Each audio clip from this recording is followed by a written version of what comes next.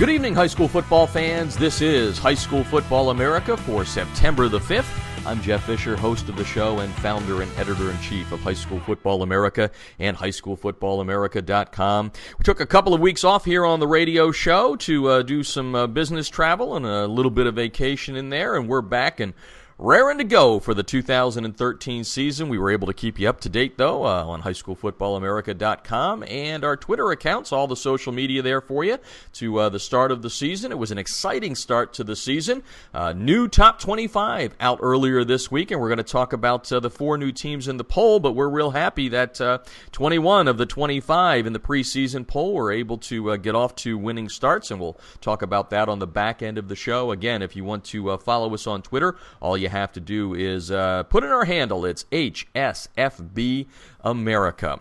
Before we get started here and let you know who's on the show tonight, we're going to thank all of our sponsors and welcome them into the show. They make it possible each and every week, starting with Kellogg's Frosted Flakes, reminding you to share your passion with your kids, dads, whenever you're out there sharing the passion for sports, whether it's football, basketball, baseball, field hockey, wrestling, it doesn't matter. Whatever floats your boat, and whenever you're talking to your kids about your passion for sports, make sure you do it over a bowl of Frosted Flakes.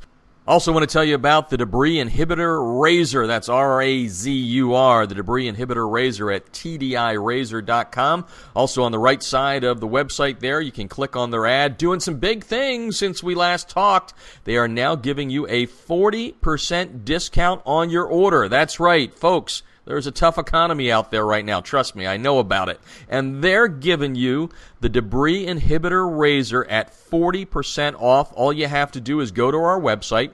You can click on the ad there that will take you right through to their website at TDIRazor.com. Again, Razor is R-A-Z-U-R. But you got to put in the code to get that 40% discount. It is HSFBARZR1. If you didn't write that down, that's fine. We'll tweet it out. It's right there on the website for you. These guys are doing some great things, revolutionizing the way field turf puts rubber crumbs into your shoes. In other words, they're taking care of it. They're keeping the crumb rubber right where it belongs on the field turf there. This is an innovative product. I think the thing, well, it looks great and all that. What I love about it is not only can you get a discount on the Razor right now, but you can also save your program money. Why? Well, because the Debris Inhibitor Razor is reusable. It takes away the cost of tape. It does the same thing as tape, gives you that same great look, and gives you that protection, but you can use it over and over and over again. Again, go to highschoolfootballamerica.com to get your 40% discount code. It's HSFBARZR1. That's TDI Razor, the Debris Inhibitor Razor at TDIRazor.com. Razor is spelled R-A-Z-U-R. Show also brought to you tonight by the Maxwell Football Club. Become a voting member of the Maxwell Football Club, America's oldest football club, by going to maxwellfootballclub.org. $35 gets you a vote. And what can you vote for? Well, have you ever wanted to vote for the Heisman Trophy? Well, you can't do that. But you can vote for the Maxwell Football Club's awards, the College Player of the Year, the Defensive Player of the Year award, known as the Chuck Bednarik Award. You can vote for the NFL Player and Coach of the Year. It's a great, great opportunity for you, especially if you're one of those people that has that, you're highly opinionated and you think you know what's best. Join the Maxwell Football Club at maxwellfootballclub.org. Also brought to you tonight by WebLeets. Webleets.com, and go to Webleets.com to fill out your free student athlete profile. That's right, free. Again, folks, it's a tough economy out there. And what I love about WebLeets is they take care of the athletes at the D2 and D3 level. They have great football combines during the spring, and we'll talk about that as that gets closer and closer. But really highly recommend that you visit Webleets.com. All of them making the show possible each and every week here for you on the Artist First Radio Network. And now time to talk about what we believe is one of our best shows, and we love kicking off the new season with some real good stories. And tonight, I don't know. Let's see. I've been doing this for 39 years. I don't know that I've ever heard of a better story than the one that came out of Montana on Friday night. I first read about it on Max Preps. It's caught fire. This young man, Koni Dole, has been on Good Morning America. If you just search his name on the internet, you'll see all kinds of stories about him. Koni Dole plays football for Huntley Project, and he played on Friday for the first time since he broke his leg in the last game of the season in 2012. While that may not seem like a big deal, as the legendary Paul Harvey once said, time to tell you the rest of the story about Koni Dole. After breaking his leg last year in the final regular season game, he had some complications from a compound fracture, and those complications led to his right leg below the knee being amputated.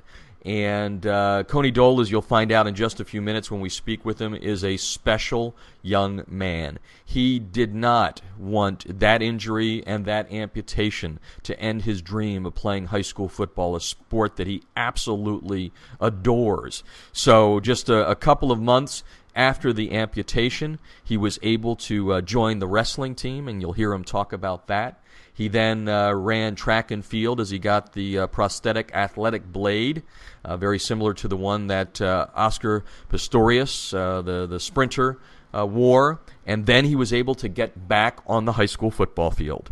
And then, after practice, he had to go through the waiting process. Would the Montana State Athletic Association allow him to play with the athletic blade? The answer came just a few days before the season opener Friday, and the answer was yes. And then out onto the field walks Koni Dole, and not only does he play, no publicity stunt here, folks. This isn't like he played one play and walked off the field.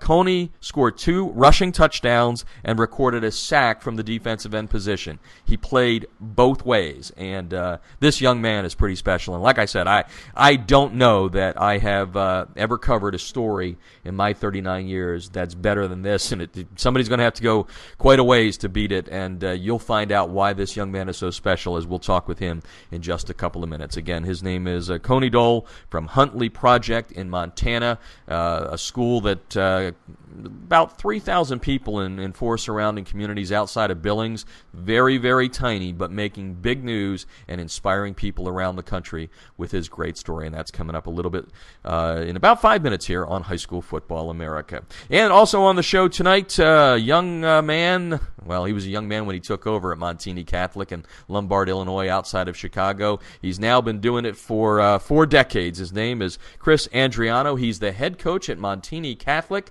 Montini Catholic has won 4 straight Illinois State football championships. They're going for number 5 in a row in the Class 5A classification this year. They started the season last Friday with a huge win over a much bigger school, an 8A power, Maine South.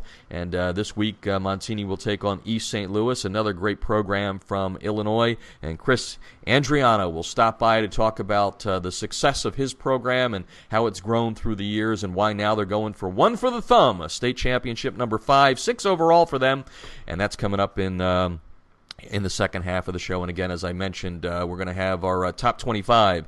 We're going to go through that and see who's new in it. That's on the back half of the show. So just glad you're on board. If you have any questions, please feel free to tweet us during the show at HSFB America. Time to take our first break. When we come back, we're going to talk with Koni Dole. This is an interview you're not going to want to miss. Folks, this kid has probably just had the most inspirational high school football game ever, and not just for himself, for his community, and maybe for America. That story when we come back. You're listening to High School Football America, brought to you by the Debris Inhibitor Razor. And don't forget, there's a code, special code, at highschoolfootballamerica.com. You're listening to High School Football America on the Artist First Radio Network. Football players, listen up. I'm going to tell you about a great new product and a new sponsor here at High School Football America. And if you're one of those players that when you're playing on field turf, those nasty pieces of rubber get in your shoes and just annoy the heck out of you, well, there's a product out there that's going to take care of that. It is innovative and it's American-made. It's called the Debris Inhibitor Razor, and the Razor is spelled R-A-Z-U-R. The Debris Inhibitor Razor is a seamless outer sock that was specifically designed to keep crumb rubber and other fine debris from artificial or grass playing fields out of the athlete's shoes and socks, thus keeping such debris also out of the gym bags and out of locker rooms. It's favorited by athletes who want that look of tape, by trainers who no longer have time to tape only for show, and of course by moms who no longer want that crumb rubber in their house. The Debris Inhibitor Razor at TDIRazor.com is made of 70% nylon and 30% spandex material, making it extra lightweight and very durable. It's backed by a 1-year performance guarantee, and like I said at the beginning, it is 100% American-made, and we love that at High School Football America. The Debris Inhibitor Razor covers just the right amount of a player's shoe while keeping shoelaces tight. It is fully customizable via screen print or embroidery, machine washable, and most important, it's easy to get on and off. The Debris Inhibitor Razor is available in black, white, and pink, and other colors may be specially ordered. Sizes are available from the youth level right up to that big foot, the extra large shoe at 14 to 17. Founded in 2010 by former University of Mississippi All-SEC player Carl Hoppy Langley III and 3 other partners, Southern Sport Inc. created the Debris Inhibitor to improve athletic performance by protecting athletes, allowing them to look and feel better with technically advanced product engineering with superior fabric construction, patented design, and its proven innovation. That is the Debris Inhibitor Razor, a new sponsor here at High School Football America. We highly recommend you check them out at TDIRazor.com. That's razor spelled R-A-Z-U-R. When you contact them, mention you heard the ad on High School Football America. You'll be glad you did.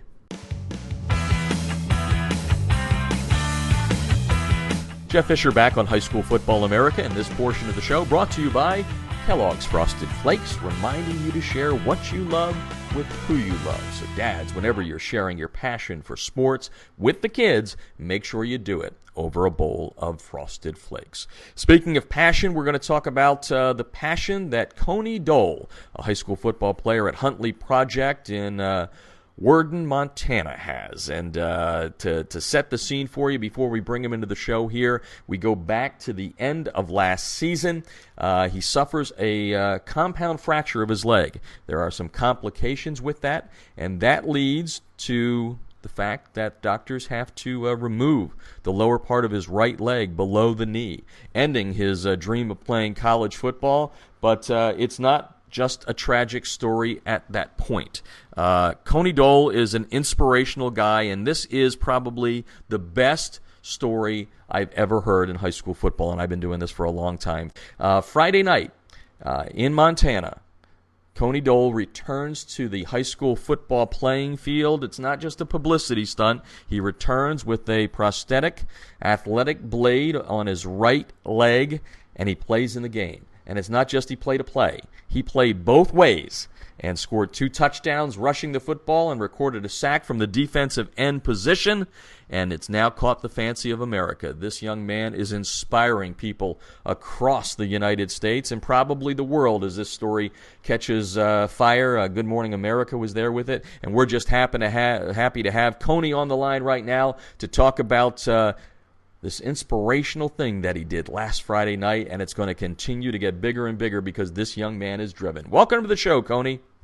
Hi, how are you doing? We're doing great, and congratulations on just kind of bringing out some great news out of the state of Montana. And I want to get to, obviously, the kind of the cherry on the sundae, which was Friday night. But before we get started, let's talk to the listeners a little bit about what happened last year. Can we go back to the end of the season last year, and you're playing football, you break your leg, and that dream of the next level maybe goes away. Tell us a little bit about what happened last year, how you suffered the injury, and what goes through your mind at that point in time.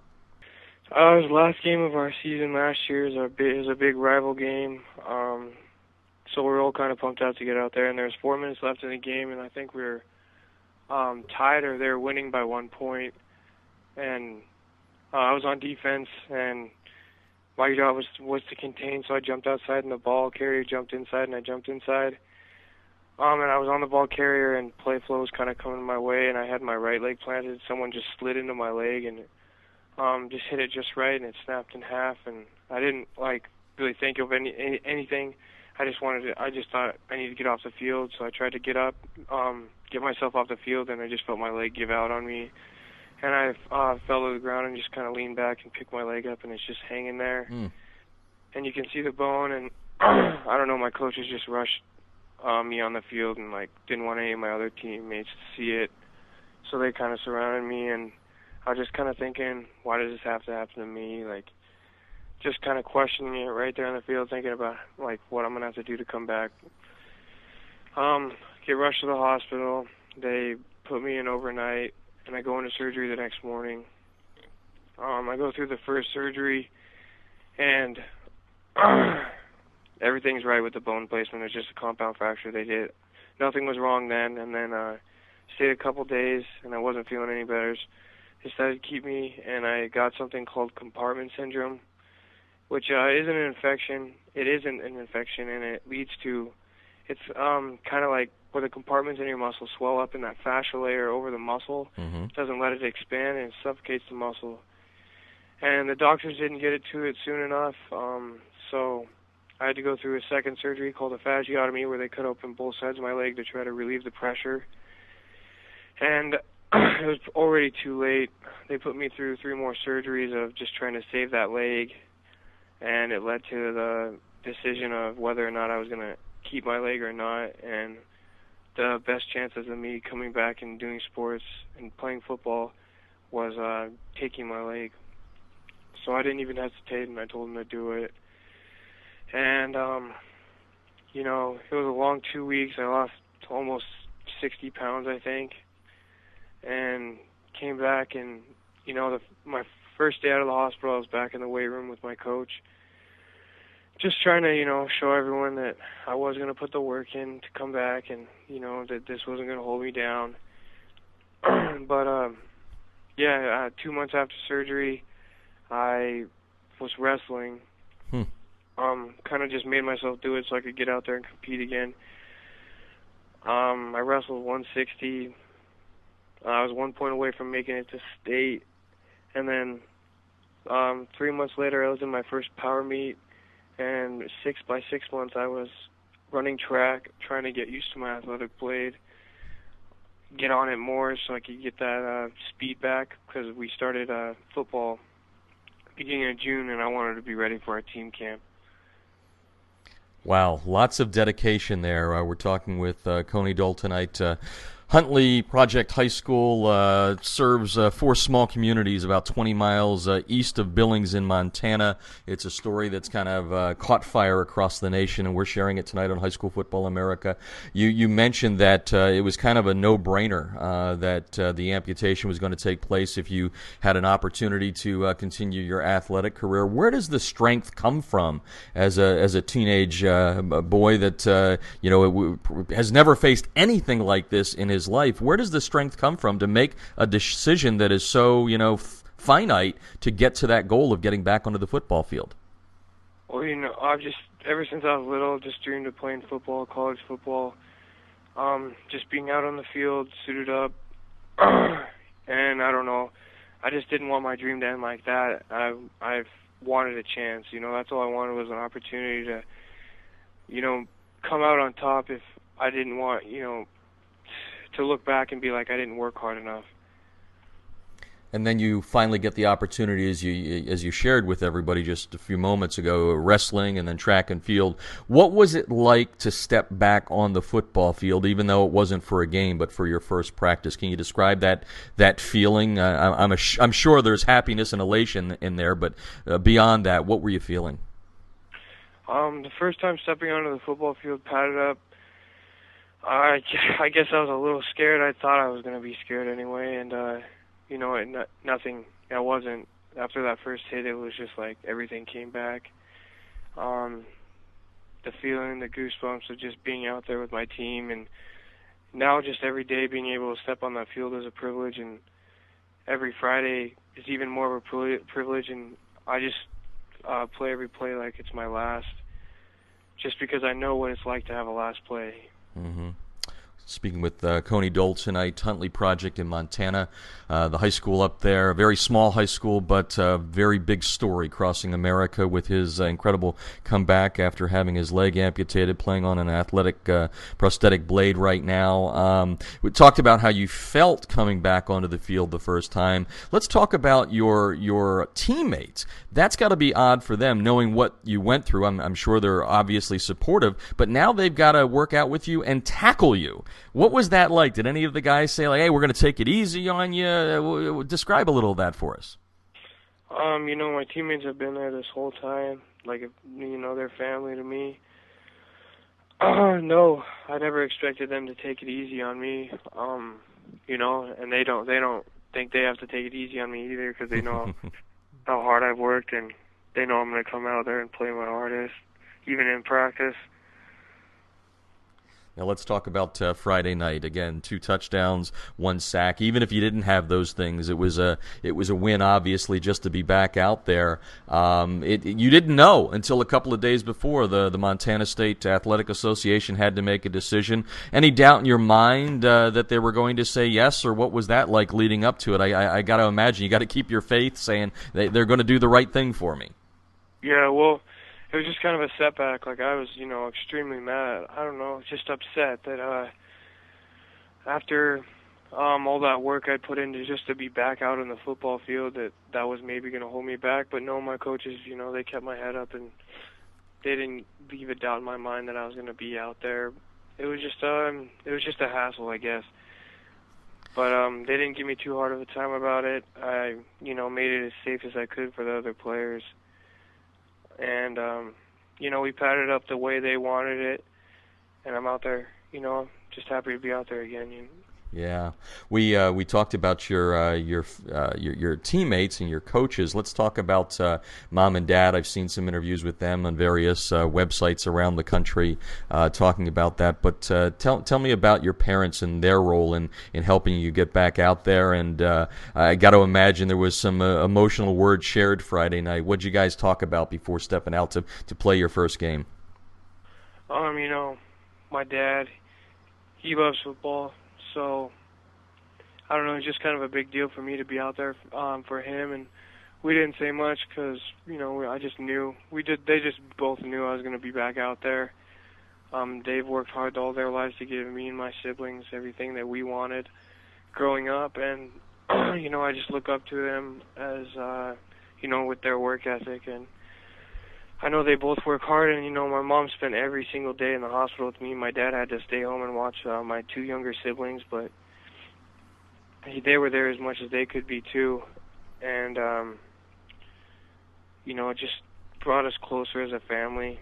This did. And to have them there that night, just, to be able to go up to them after the game and hug them and whatnot, just a good feeling to have that back, Mm-hmm.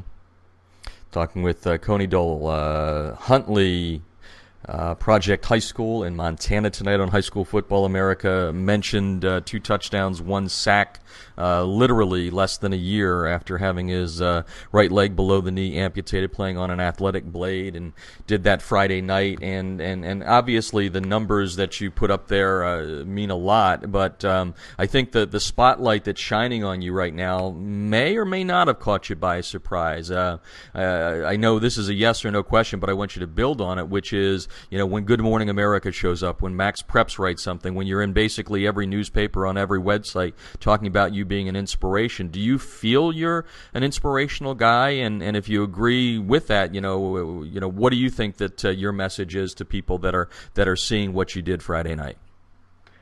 I think I can bring people inspiration. Show them that you don't have an option to give up. There's 2 roads you can take. It's nothing worth having comes easy, and that's just kind of what I live by. Just, I don't know, constantly working hard. It's just what I've done my whole life, and that didn't change after I lost my leg. Which, I don't know, that's been the hardest part, is just to keep myself, the first 2 months, keep myself motivated to come in the mornings at 6 a.m. before school and then crutch around all day at school. but I think I do bring people inspiration and show people that anything is possible. Well, one of the things, and we're talking with Koni Dole tonight on High School Football America, Huntley Project High School in Montana. One of the things that you mentioned at the beginning is your passion for this game. I talked to your coach, Guy Croy, earlier this week about you and learned a little bit more about you. I know one of your big goals was to play for Montana State, play at the next level. Montana State, a great football program. I understand they offered you a walk-on possibility, but right now you're saying let's kind of look at this. But tell me a little bit about having that dream snatched away, or maybe it's not snatched away, and your drive to possibly get onto the field and play college football. Just to have that taken from me was a horrible feeling, but I knew I was going to come back. I knew I was going to work hard and do as much as I could just to be back out on that field. Not take anything for granted, and to get that email from Coach Ash at the Cats saying that he was going to offer me as a preferred walk-on, just kind of a relief that all the hard work was paying off, even because all I wanted was a chance. I didn't care about the money or anything. All I wanted was a chance to just go out there and play college football, or just play football and do what I've worked my whole life just to be out there on the field. So at this point, I think Coach said to me yesterday, you're still trying to decide if you're going to accept it or not, because there might be some things down the road as this season evolves. Obviously, you're not just what's the word I'm looking for? You're not just somebody out there that is playing a couple of plays. You're making a difference in the game and all that. So do you feel that there could be a bigger upshot to all this, and you might have some other opportunities? Is that accurate to say? Yeah, I just want to see what other opportunities are out there. As the season goes by, we'll just take it game by game and see how everything turns out in the end. Have you reestablished goals? I mean, I'm sure the first goal was obviously just get back out on the field. The second goal is to get into a game. You've achieved that. You score touchdowns. You get a sack. How have you changed your goals, if at all, since Friday night? My goals have been the same since I was in 5th grade. Just get out there and play football and just play my hardest and just take everything, take it day by day, not worry about tomorrow or yesterday, just focus on today. And, my goal has always been to play college football, and that's been my goal. Mm-hmm. Talking with Koni Dole tonight, Huntley Project player on High School Football America. Koni, we mentioned the spotlight shining on you. I hope you're having fun with this. How much fun are you having with all this attention? Kind of.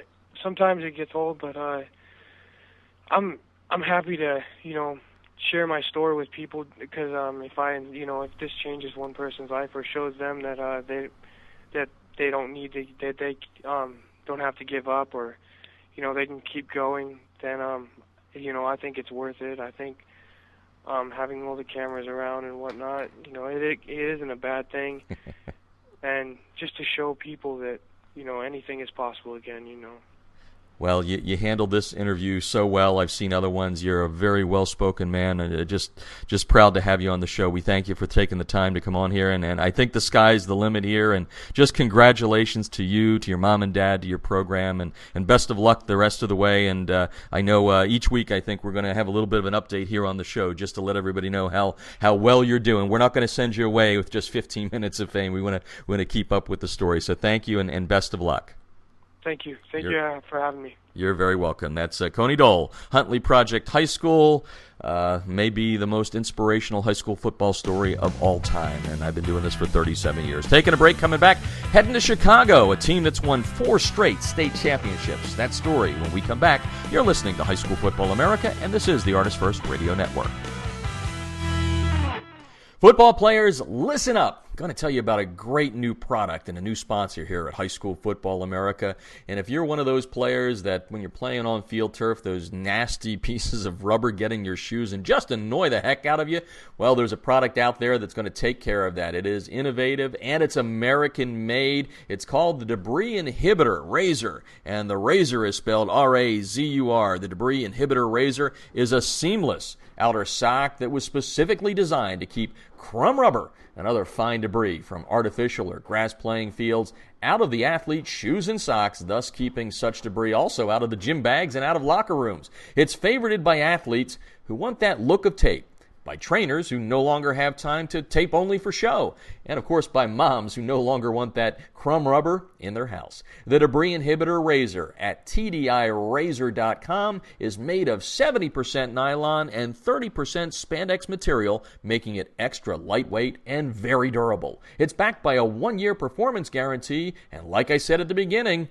it is 100% American-made, and we love that at High School Football America. The debris inhibitor razor covers just the right amount of a player's shoe while keeping shoelaces tight. It is fully customizable via screen print or embroidery, machine washable, and most important, it's easy to get on and off. The debris inhibitor razor is available in black, white, and pink, and other colors may be specially ordered. Sizes are available from the youth level right up to that big foot, the extra large shoe at 14 to 17.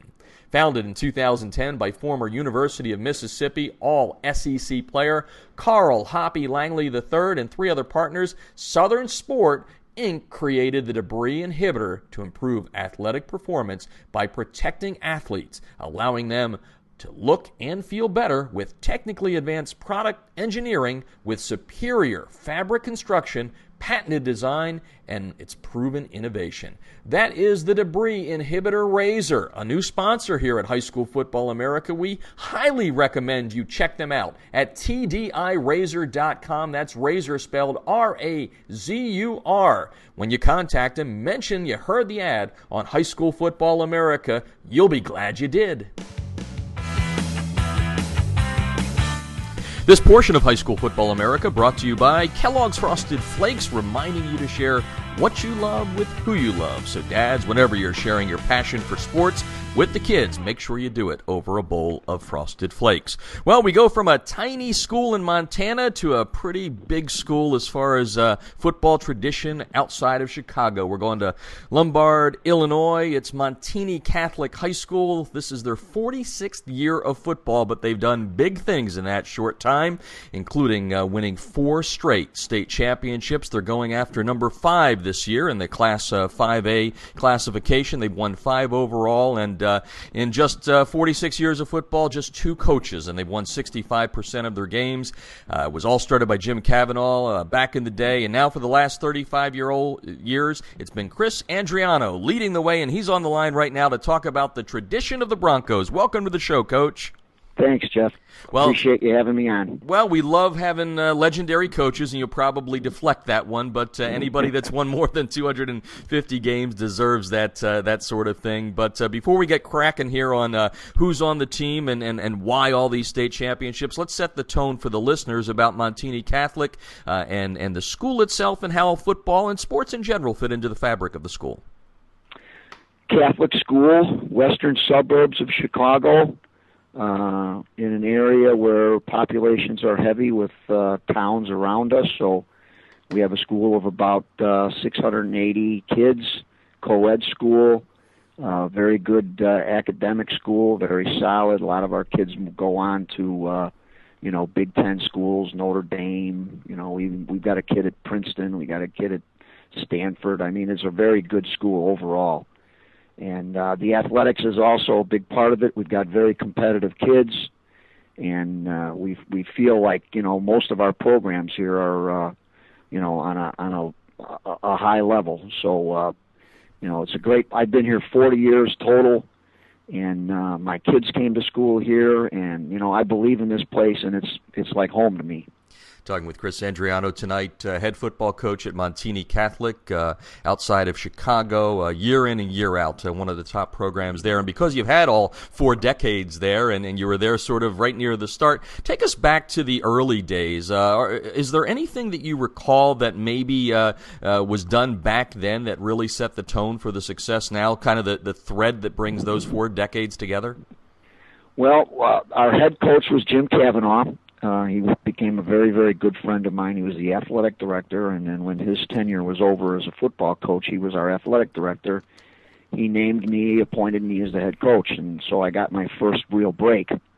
And so I've always had that loyalty to him, and then also to the the school for, allowing me to be a young guy as a head coach.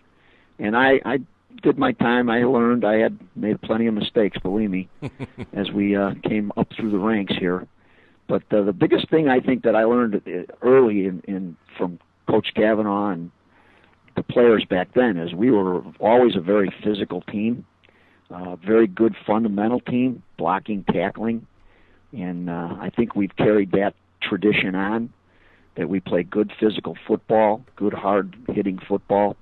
And that is, one of the elements, of course, obviously, to a successful team. So, what we do and how we do, it's not what you do, it's how you do it. Mm-hmm. And I learned that, obviously, from 5 years of being an assistant coach in a good program.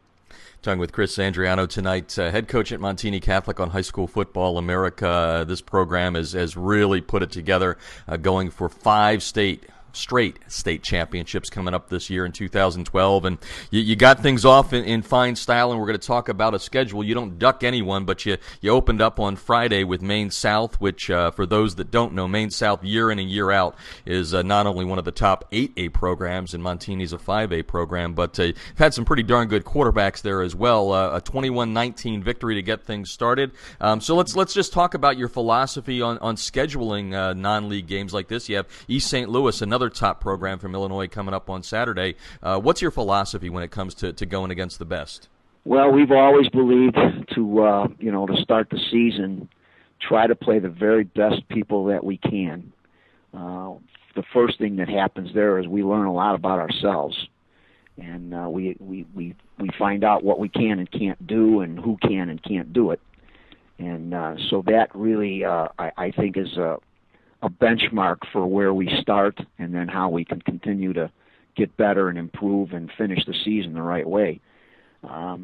It's hard for us to schedule games now, and so, Maine South is a great program here in Illinois, one of the top programs. If you go back and look at the history of Maine South, and you'll see that they're one of the top 3 or 4 programs in the state over the last 10 years or 15 years. I mean, they're really good. They're 2,500 kids. They got a big school. I mean, they got a great coaching staff. I mean, they're what you aspire to be. And for us to be able to play with a team like that and come out with a win is just, a very significant win for us. It may have been the biggest win we've ever had, really, including some of our championship games. It's hard to understand that, but, it just brings that level of respect and confidence to your program that you don't get unless you play teams like that. And so we've always believed in playing great teams early. It's hard for us to find games, so we almost have to. We find out a lot about ourselves, and we get better as the year goes on. And by the end of the season, we're going to face teams in the playoffs. We're ready. I mean, we're definitely prepared and ready for anything that we can see. So I mean, it all makes sense. We just always believe in playing the best possible teams, and it will pay off in the end. And folks that listen to the show know I lived in Chicago for a long time. Maine South is a top program, and that takes me to another point. This is next year, but it probably will help out in the scheduling. You're going to a new league in the Catholic League, which I had the pleasure of watching for many years. Top flight competition there. What is that going to do for your program going into what I consider, kind of the best league in Chicago? Well, again, I mean, the Chicago Catholic League is a terrific conference, arguably one of the best in the state of Illinois, and probably maybe even in the country. I mean, it's just great football, big schools, Catholic schools that are, perennial powers. There's a lot of schools now in the Catholic League, so it's divided up into divisions. And we're going to play some big-name people now. We're going to play some big-name programs. And again, when you play against some great teams like that, if you can come out on top, it's automatic respect for your program. I mean, it just means a lot. So we're looking forward to the opportunity of lining up against some of the really tough Catholic League teams in Chicago and seeing how we can do. So very exciting time here at Montini as we move into that league next year. And again, you look for challenges and you look for things and ways of getting better and upping your game. And this is just another way for us to do that. We're really excited about it. Talking with Chris Andriano tonight, head coach at Montini Catholic outside of Chicago. And before we dive into some of the players by name that are going to be responsible for chasing that one for the thumb, so to speak, for 5 straight, let's talk about expectations that you set going in. Obviously, success breeds success, but you got to kind of not rest on your laurels. So, what are some of the messages you told this year's team about 5 in a row is great, but we got to do some things before we get to that championship game? How do you kind of deflect all that? Right. Well, first of all, obviously, the pressure of winning is a big part of our program because we've set the standard high now. Everybody expects us to win, and of course, obviously, we're a target for everybody else that we play. So every game is a state championship game for everybody on the schedule. So we also know that there is that there's a responsibility that comes with that. You have to be consistent and mentally tough and put together your game plan week by week. You can't overlook anybody. And so, we understand those concepts, of preparing and putting your best effort forward on a week by week basis, which has made us better. And so the kids need to grasp that. The coaching staff understands it. We coach it every day at practice. We talk about it. But we also understand that it's a game by game proposition. If we don't, and there's always injuries involved, and people got to step up. You never know what's going to happen, and you got to make plays under pressure. So all of those things are, they're all happening at the same time. You got to keep kids on the ground. You can't let their heads get up in the clouds. We've earned nothing yet. This year, this is a whole new team. They don't have to make their own history here, but the history will show at the end of the season what they accomplished on the field. So we embrace that, and we always break the huddle every day. With 5, we're constantly pushing our guys to accept that responsibility. So our kids are really pretty mature, very serious about their football, and I think that we do a great job week by week getting ready, and they've bought into that. There's a real culture here for winning. Talking Montini Catholic football out of Illinois tonight on High School Football America. And in preparation for talking to you, Coach, I read one of the preview articles in the Chicago Tribune. Talks about your senior quarterback Alex Wills being back, a raw offensive line, but they talked about your loaded defense. And to go back to that Maine South game, folks, the Maine South is one of the top offenses in the country. They've been doing it for years. So you came away with a 21-19 victory. Is your defense loaded in your mind according to this article? And give us some of the kids that you look to step to the front to get you to that championship level. Well, yeah. As we went into the season, we had the most experience back from last year was on the defensive side of the ball. So we felt that we were going to have a good year defensively, and I was really impressed with the speed of our defense. We're very fast. We play the game very physically. I mean, we're everything that you want, in terms of the physical part of the game, we have it. And our defensive coordinator is Mike Bukowski. He's been with me for 25 years. He played here, extremely loyal, great coach. And he does a great job with preparation and calling, the game defensively. So our kids are very good on the defensive side of the ball, and I thought we played a very, very good game against Maine South. We gave up 3 touchdowns, but still we played a very good game overall.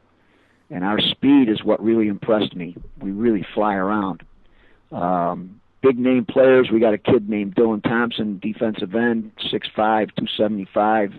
He's committed to Ohio State. We have a linebacker, Niall Sykes. Niall is 6'3", 225. He's a hybrid. We line him up at defensive end. We line him up at strong side linebacker. We bring him on blitzes off the edge. We can bring him up the middle. We line him up at defensive end and let him, go one-on-one with the tackle. He's so quick. He's a big playmaker on the defensive side of the ball. He had 9 tackles, 3 for loss. Just was all over the field. I mean, he was causing all kinds of problems. Mike Madugo, our middle linebacker, he's a 3-year starter for us. He's a very fast Mike linebacker, kind of like I would call him when I go back to the old Bears, Mike Singletary type guy. Pretty good. Very intense. I mean, you can just see it out in his eyes how he plays the game. Loves contact. And then we've got a corner named Josh Belt, and another corner named Derek Curry, defensive lineman Edgar Ruano. All of these guys were back there, were there for us last year. So great experience there, a great understanding of what we're doing, very smart players, and like I said, very, very fast. We fly around. It's fun watching these guys play defense. And Chicago loves its defense. I love when you went back yes, to the old. I thought you were going all the way back to Butkus, but I like Singletary's eyes. Well, I was at the '63 championship when the Bears beat the New York Giants at Wrigley Field. Bill George was our middle linebacker, and our defense was awesome then, too. I love old school football. We're talking with Chris Andriano tonight, head coach at Montini Catholic, going for their 5th straight 5A championship in Illinois this year. And I mentioned Alex Wills, and it's always great to have a championship quarterback coming back for a senior season. The biggest question is you lost a lot of wide receivers. I know one of your young men went on to Northwestern, a couple of others, Western Illinois and Robert Morris. So tell us about developing a new wide receiver core for a very good quarterback in Alex Wills. I think, with our philosophy, we're a spread team and we like to come out throwing. And so we put the ball in the air probably 30 times a game, in that area, sometimes more. So our kids know that throwing and catching is an important part of who we are. We've always had this is another very good group of high school receivers. I don't know if we have a Division I receiver in the group, but they all run great routes. They all can adjust their routes so they understand the game. They all have good hands, and they all run their routes on every play. So we space the field very well. Our quarterback, Alex Wills, has done a really nice job of spreading the ball out. We're not a one-guy offense, with a receiver. We've got 4 really quality guys and a couple of other guys that can always step in. So that's really kind of the strength of our offense at this point. Our running game is still a work in progress. I thought we did a real nice job of protection with our offensive line. We didn't get too many blitzes, though, this week against East St. Louis. We're going to see a lot more 5- and 6-man rush blitz situations. We're going to have to really step up there. But I like Alex and I like our receivers, and if we get the time, we're going to make some things happen.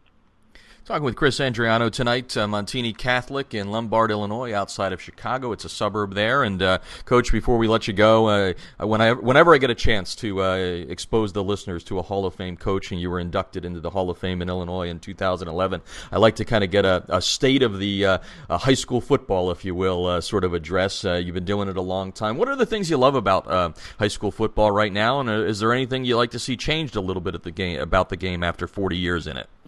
I fell in love with football when I was a little kid. My dad used to take me to the Bears games, and that was back, like I said, when the games were at Wrigley Field. And so that was my introduction to football. I never played youth football. We didn't have youth football. And so I didn't play football till I got to high school. And it was the game that really was the one that kind of turned me on. It flipped my switch. Was the competition part of it. It was the camaraderie of it, and it was the love of the game. You just fall in love with certain parts of a game, and practice isn't always fun. You practice all week long to play one game, and but the games are unbelievable, and the excitement, and your friends, you're with your buddies. It's just it had everything that I liked, and that really was important to me, from competition. And so as I grew and I got on, I got to play at the college level. then I knew my football days were over. I mean, what was I going to do if I still loved it? I wanted to stay in it, so I went into teaching and then coaching. And so I've been doing that ever since. I have retired from teaching, though, so this is my second year of full-time retirement. And that's kind of been a pleasure for me to kick back and relax a little bit and get away from that daily grind. But football is such a great game. I worry about the everybody on the concussion front here, you know, with and I got to tell you, I think a lot of people are getting pretty panicky about this whole thing. I can't think of one guy that I played football with, whether it was in high school or college, that has dementia or that has depression or that has, you know, I may be missing a couple guys here or there, I don't know, or anybody that's really had any all my buddies I still see. I'm going out to lunch today with a couple of my high school football teammates, and they're all doing fine. You know, it's the NFL guys really that I think have had the most significant issues with concussions. I can't even think of any of my college teammates that have had any real trouble with and I've been out of it for 40 years, you know. So I think a lot of people they're pushing the button here, and they're moving this down into the high school and even youth high school levels, and they're portraying football as this butting heads all the time in practice, which is just not true. It's not true. So I think a lot of people with concussions now are getting the wrong information and the idea of what practices are like. We're very safe in practice. You know, I've seen youth practices. I see guys teaching the game the right way, and it's technique and then just being safe. And I think it's been good that we put in, you know, concussion tests. We do impact testing here for people who have potentially have had a concussion, and we don't let them back on the field. I think that's been good. But you know, the helmets weren't any better. Were way worse than when I was playing than they are today. The helmets are better. The equipment is better. The teaching is better. I think the safety part of it is better. And I just don't see concussions on the lower levels as being what people think they are. I think that's you know, a big misconception on a lot of people's part. So, you know, football's never been better, never been stronger. It's being made safer, and you know, when they get to the NFL, you know, they got to take care of their business there, and that's when those guys, they play those longer careers, and they're in the trenches, and they're head to head all the time with some of those guys. Yeah, for sure, those guys could probably have some definite issues, some injuries, and long-lasting effects, but I don't see it with our game. I really don't. I love your honesty with that, Coach, because we've got a lot of coaches on that have expressed it in various ways, but I think you've said it the best, and I'm not saying that to make you feel better. That's really well said, and probably one of the reasons why you've been able to last there so long and have so much success. You've got some wisdom there, and that's important too. So, Coach, we wish you nothing but the best this year in 2013, hoping for number 5 for you, and just thank you for spending time with me and the listeners tonight. So well, have a great 2013. I appreciate it. Thank you, Jeff, very much for having us on. Now it's time to wrap up the show with a look at our first in-season High School Football America Top 25 poll, brought to you by the Debris Inhibitor Razor at TDIRazor.com. Razor spelled R-A-Z-U-R. Go to the website of highschoolfootballamerica.com to get your 40% off discount code. And looks like we were pretty successful in naming our top 25, as only 3 of the top 25 teams lost during the first 2 weeks of the season since our preseason poll was released. A 4th team falls out, that being Sandy Creek, after a 27-all tie with Plant out of Florida, Sandy Creek from Georgia. So let's take a look at the teams that are new to the poll this week. Coming in at number 25, Coleraine out of Cincinnati. They were not ranked in the preseason poll. Big game this Friday against St. Xavier, St. X in Cincinnati. Many thinking that St. X deserves to be in the poll. So the outcome of this week's game will determine if Coleraine stays in or if St. X makes their entrance. Number 23 out of North Carolina, new to the poll, 2-0. Great start, including a win over very tough Butler last weekend, 20-7. Mallard Creek moves in at number 23. At number 22 out of South Carolina, Northwestern, 2-0 already this season with solid wins over Charlotte Catholic out of North Carolina and Gaffney, always in the mix in South Carolina. So Northwestern comes in at 22. And the fourth new team to the poll this week out of Arizona, Mountain Point, 2-0. Big win to open the season against then number 13 Bishop Gorman. That was a 28-21 victory for Mountain Point, and then they defeated North by a score of 69-0. Again, four new teams in the poll, and you can go to highschoolfootballamerica.com to see how the teams are ranked.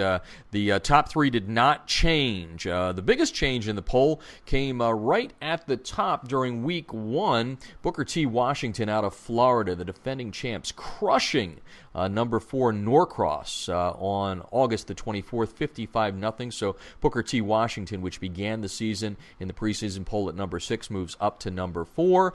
And this week, Booker T. Washington will show how good it is as it takes on Miami Central. Miami Central ranked number 6 in the first in-season poll. Top three teams remaining the same, but a lot can shake out coming up here in the next couple of weeks. Number 3, John Curtis. They started the season 1-0, big game Friday against Bergen Catholic, and then St. Thomas Aquinas, the number 11 team in the country, on the horizon the following week. De La Salle, not a great start in Northern California last week, but they remain number 2. And Allen, Texas, the co-champs last year, co-national champs with John Curtis. The Allen Eagles, a very impressive 49-27 win over South Lake Carroll. Many thought that was a battle of number 1 versus number 2 in the state, and now Allen has to come right back and on Friday take on Cedar Hill. Cedar Hill runners-up in Class 5A Division II last year. So again, go to highschoolfootballamerica.com to see all the teams in the top 25. Time now to thank our guests on the show tonight, starting with Koni Dole. What a great, incredible story that is, and what a fine young man as he was able to describe very succinctly what he went through with the amputation of his lower right leg and being able to come back and play on Friday night and play in a big way with 2 touchdowns and also recording a sack. We will keep up with him throughout the season to see how he does, and we want to thank Chris Andriano, the head coach at Montini Catholic in Illinois. They're going for their 5th straight Illinois high school football championship in Class 5A this year. Great job by Chris, a legendary coach there, 40 years coaching at the same school. Love when you get to talk to those coaches. Want to thank all of our sponsors that make the show possible each and every week, beginning with Kellogg's Frosted Flakes, reminding you to share what you love with who you love. Dads, always when you're sharing that passion for sports, do it over a bowl of Frosted Flakes. Also brought to you tonight by the Debris Inhibitor Razor, R-A-Z-U-R. Go to TDIRazor.com. Go to our website, highschoolfootballamerica.com, to get a code for a 40% discount on your order. That code right now is HSFBARZR1. Again, you can get it. It's right there on the front page of the website. I want to thank Maxwell Football Club. Become a member for $35 at maxwellfootballclub.org and fill out your free student-athlete profile at webleets.com. Want to thank Corey King back in Ohio for running the show ever so smoothly. Want to thank you for listening, and tell a friend. We're getting bigger and better every week. We are America's premier weekly high school football radio talk show. That's going to do it for now. This is Jeff Fisher in sunny Southern California saying good night and good sports. You've been listening to High School Football America on the Artist First Radio Network.